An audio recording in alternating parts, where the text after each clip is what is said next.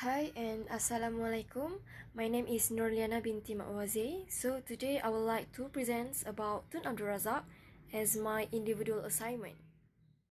So for the first question is explain the bilateral relationship between Malaysia and other foreign countries during Tun Abdul Razak era. So during the era of Tun Abdul Razak, there was a various achievement made by him in bilateral relationship between Malaysia and other foreign country. So the first one is between Malaysia and Indonesia. To bridging the ties between Malaysia and Indonesia due to the confrontations with the new leader Suharto. This is because previously there was conflict between the top of leaders of Malaysia with Indonesia. This problem occurs because of the personality difference of leaders between the two countries.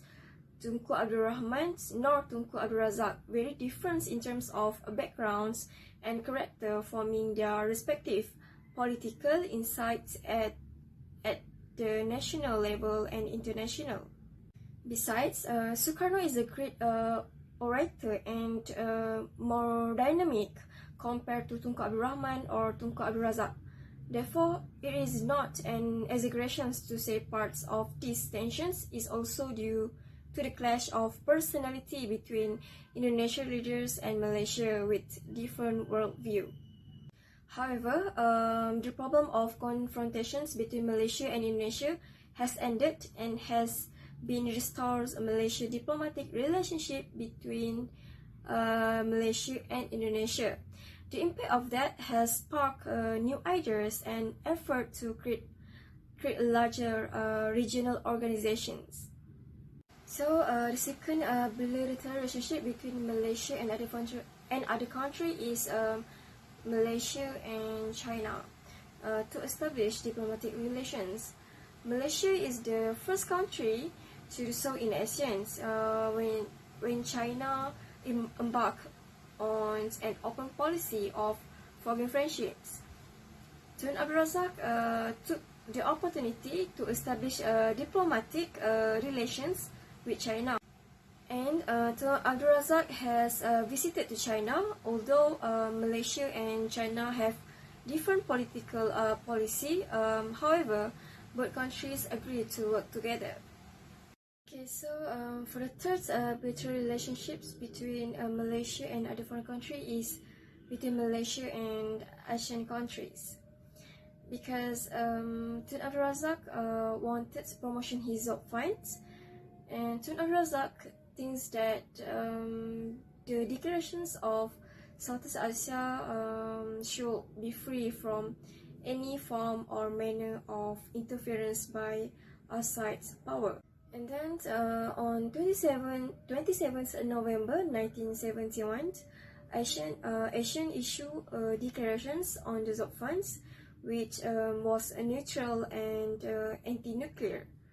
Malaysia also joined the movements of neutral countries, which provided an opportunity for Malaysia to forge closer diplomatic relations with Asian countries, as well as to ensure the regional security. Moreover, Asian countries consist of Brunei, Cambodia, Indonesia, Laos, Malaysia, Myanmar, Philippines, Singapore, Thailand, and Vietnam.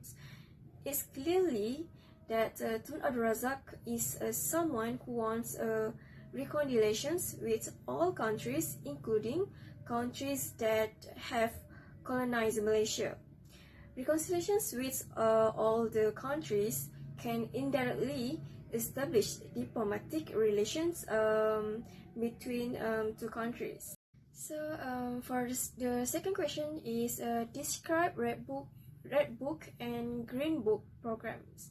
So first, Red Book program is rural development policy plans that introduced by Tun Abdul Razak in 1960. This book contains development project of each district.